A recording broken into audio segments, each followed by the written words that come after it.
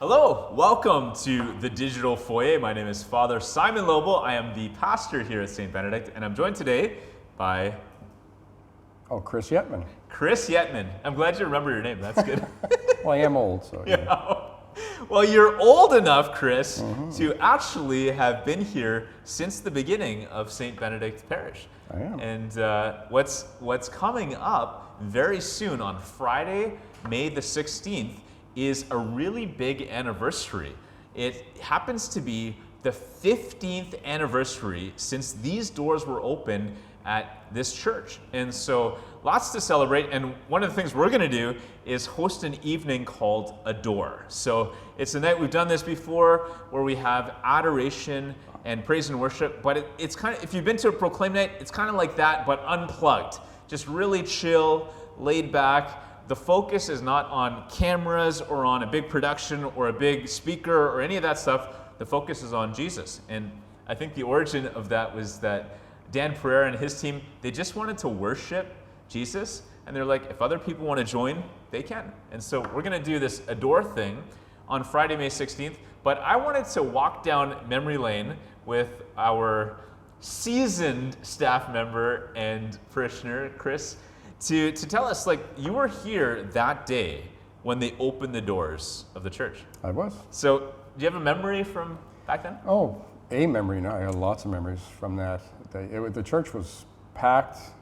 There was a lot of excitement because it was a church was being consecrated, which is not something I had ever seen in my life. Sure. So the bishop would have come. The bishop was here, Bishop Mancini. It was a beautiful mass. The whole ceremony to consecrate, when they put the oils on the walls, it was all through the place. It was wonderful. It was kind of neat that we had just received a refugee family that week. Wow. And they took up the gifts for the first time. Wow, that's special. And so you had a new family starting their new life in Canada, and here we were starting this church for the very first day. Yeah. I also remember it was very hot. It was an unusually hot day. Okay. Like literally, it was 30 degrees in here, and the AC hadn't been hooked up yet. So For those there was a lot of people sweating. For those who aren't from Nova Scotia, our springs here can be very delayed, and so May can be very frigid. In fact, we're recording this in May, and we're still wearing sweaters and stuff like that. So that's unusual.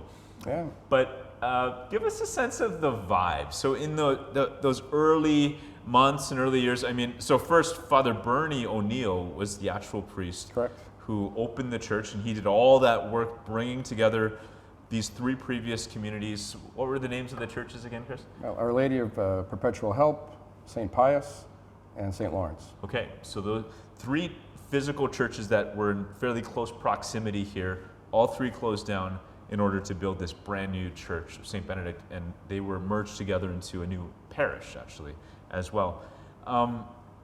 What was that vibe? So first Father Bernie, and then within a few months, Father James Mallon took over. Mm-hmm. What was the community like then? Well, it was very different than it is today. Okay.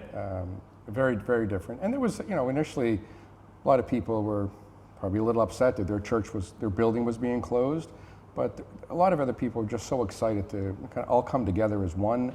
They did a great job with the building by taking pieces from all the different churches so that everything wasn't brand new. There was a lot of reuse of things, which was a wonderful thing. Like a lot of the art, you mean? The art, like the statues, the altar, marble, the signs, or the stations of the cross. It was really quite amazing. And for me personally, even though I was a member of Our Lady of Perpetual Help, I grew up at St. Joseph's Church, and the pews came from St. Joseph. Oh, cool. So that was really important to me and very emotional. Actually, the first time I sat on them, I get very emotional because that's where I was really formed as a young adult.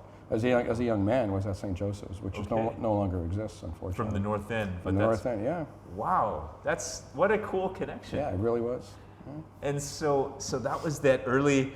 And by the way, I want to give a shout out to the people who were there at the beginning. And I know many of them are still here 15 years later. They're still worshiping here.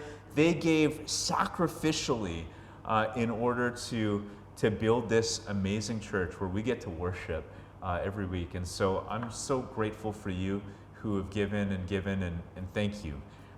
Not just financially, but even in your service over the years. Do you have anything to share about in the last 15 years, what's it like now today? What's the vibe today compared to then? Well, as you pointed out, I'm older.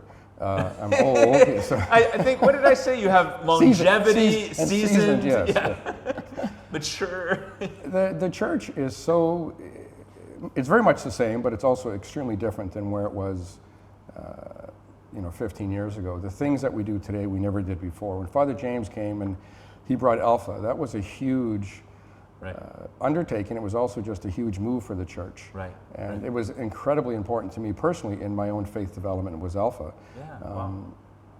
And just all the different things, the youth ministry, the children's ministry, the music has in many ways has changed.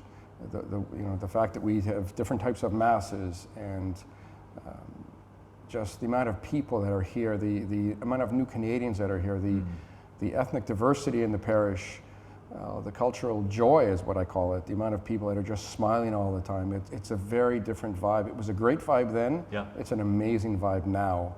And awesome. I'm very blessed to have been here since day one, and I'm still here. You're still here. And I work here now, which is kind of cool too. I didn't back in those days. It is. But, I think what I'm hearing is there was lots of great stuff at the beginning, but we've continued to build on it. And the Church of the Living Stones, in addition to maintaining this beautiful physical church building where we get to worship God. And so come on out. Friday, May 16th, 7 p.m. We're going to have an Adore Night. We're going to pray and hang out together. A great way to celebrate our 15th anniversary here at Saint Benedict Church. God bless you.